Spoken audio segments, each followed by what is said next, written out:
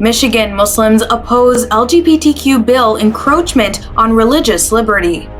Trump can be sued for January 6 riot injuries, Department of Defense says. 30 New Jersey schools will close for Eid al-Fitr this year. Arlington, Texas hosts first Muslim community cultural celebration. Denmark rejects demand for debate on hijab ban in schools. United Nations representative begins 10-day probe into Canada's Indigenous peoples. Museum to showcase contemporary Muslim women artists.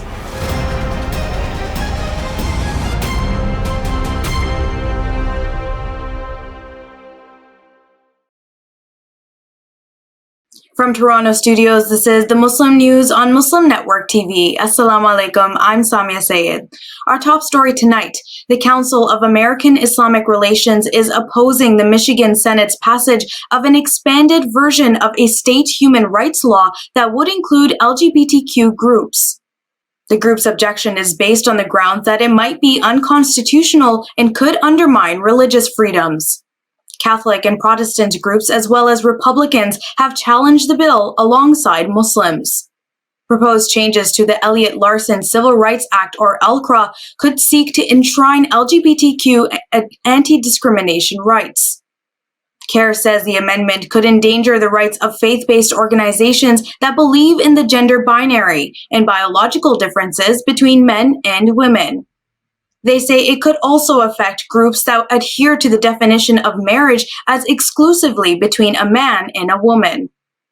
CARE launched a petition urging lawmakers to add religious protections to the proposed amendments to ELCRA, which seek to include sexual orientation and gender identity. ELCRA has provided protections for Michiganders based on religion, race, sex, and other demographics since 1976. LGBTQ advocates have been lobbying to be included in the bill for years. A Michigan man allegedly threatened to kill Jewish members of the Michigan government on social media, the FBI said. Michigan Attorney General Dana Nessel said she was among those that were targeted. The incident heightens concerns about threats against public officials as well as reports of increasing anti-Semitic incidents nationwide. It also evokes a plot to kidnap Democratic Michigan Governor Gretchen Whitmer, as well as threatening demonstrations against COVID-19 protocols in the state. On February 18th, the FBI National Threat Operations Center told the Detroit FBI office that a person on Twitter said he was heading to Michigan and threatening to carry out the punishment of death to anyone that is Jewish in the Michigan government. He said any attempt to subdue him would be met with deadly force in self-defense. Authorities traced the Twitter handle to Jack Eugene Carpenter III, who had an order of protection against him and had previously been arrested by state police. A complaint filed in the U.S. District Court for the Eastern District of Michigan said Carpenter had 3 registered 9mm handguns. One of the guns in his possession Carpenter stole from his girlfriends, according to the complaint. We welcome the arrest of the alleged plotter who targeted Jewish officials serving in our state government, said CARE Michigan Executive Director Dawood Walid. There is no grievance that can legitimately justify the targeting of any group of people. Former President Donald Trump can be sued by injured Capitol Police officers and Democratic lawmakers over the January 6, 2021 Capitol insurrection. The Justice Department said that the president enjoys broad legal latitude to communicate to the public on matters of concern. But it stressed that no part of a president's official responsibilities includes the incitement of imminent private violence. By definition, such conduct plainly falls outside the president's constitutional and statutory duties, the department said in a federal court ruling. Lawyers with the Justice Department's Civil Division filed the brief. It has no bearing on a separate criminal investigation by a special counsel into whether Trump can be charged over efforts to undo President Joe Biden's 2020 victory.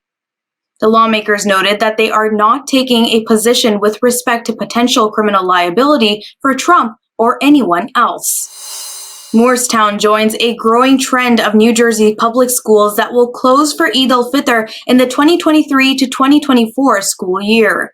Morristown Township Public Schools officials voted unanimously on February 21st to approve the 2023-24 school calendar, which includes recognition of Eid al-Fitr.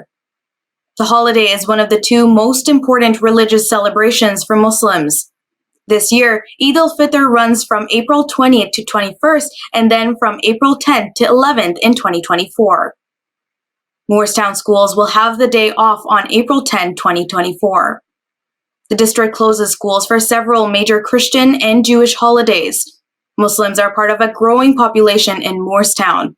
Nearly 30 schools in the state will close for Eid al-Fitr this school year, the New Jersey chapter of the Council on American-Islamic Relations says. A majority of Hispanic Americans now are homeowners, according to a report by the National Association of Realtors. It is a milestone reached in part due to demographics and income growth. The ownership rate among the group rose 4 percentage points in 10 years to top 50%, the report says. Nearly 3 million more Hispanics owned a home in 2021 than in 2011. The rate for Hispanics remains below the national average of 65.5% and that of white Americans at 72.7%. By 2030, an estimated 56% of all new homeowners will be Hispanic, according to a Freddie Mac report. For the first time, the Arlington Mayor's Muslim Advisory Council and the Levitt Arlington in Texas are co-hosting a public Muslim cultural celebration this weekend. The American Muslim Cultural Celebration will take place from 2 to 6 p.m. Saturday at the Levitt Pavilion in downtown Arlington, Texas. Admission is free and open to the public.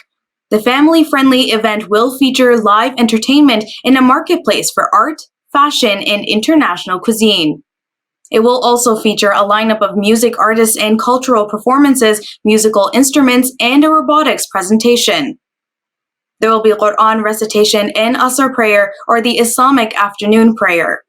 Guest speakers include Imam Omar Suleiman, notable Islamic scholar, author, and civil rights leader.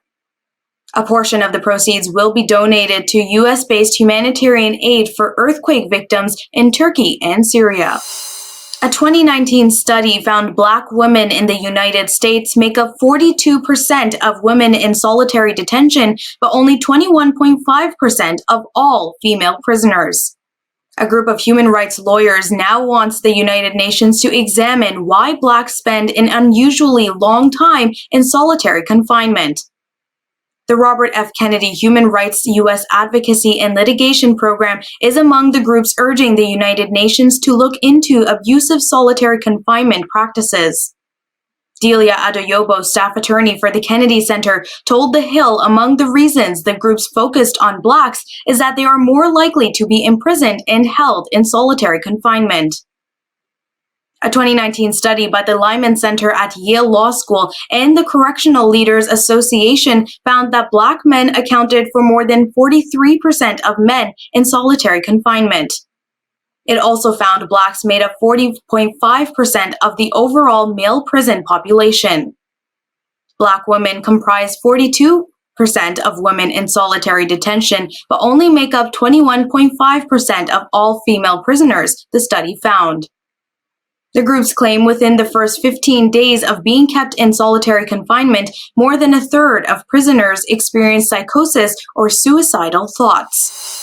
A story on a United Nations representative beginning a 10-day probe into Canada's Indigenous peoples comes with details after the break, so stay tuned and we'll be right back. A special United Nations representative began a 10-day probe Wednesday into Canadian Indigenous issues. The investigation is being conducted by UN Special Rapporteur on the Rights of Indigenous Peoples, Kali Zay.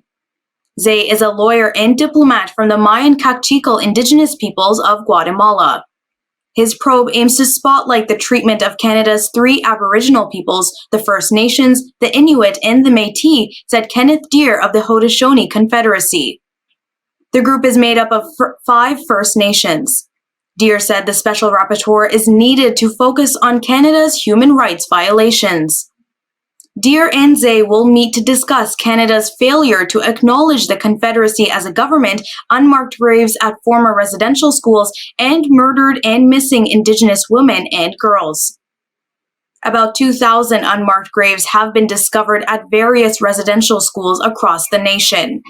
At least 4,000 Indigenous women are believed to have been murdered or disappeared between 1980 and 2012, the Native Women's Association of Canada says. Prime Minister Justin Trudeau has called the treatment of Canada's Indigenous peoples a genocide.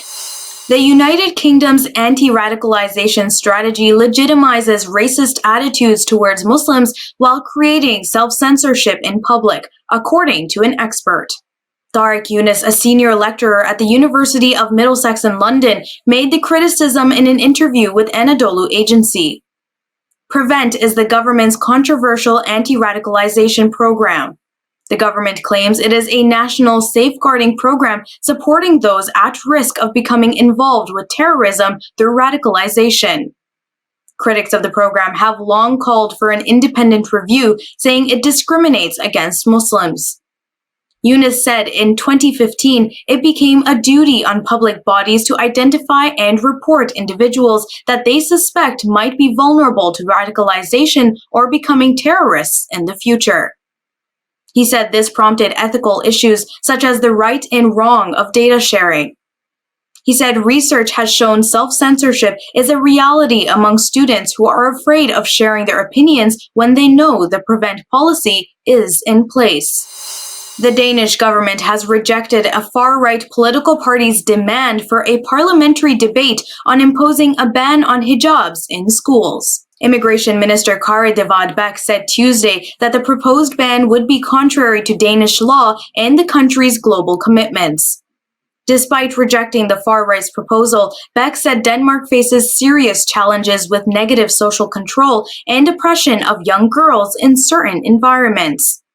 Bek added that we will nevertheless continue to fight honor-related coercion and oppression and negative social control. Last August, the Danish Commission for the Forgotten Women's Struggle called for the hijab ban in Danish elementary schools. It claimed the move was to halt honor-related social control of girls from minority backgrounds. Its recommendations sparked protests with thousands of people taking to the streets to express reservations over the contentious ban.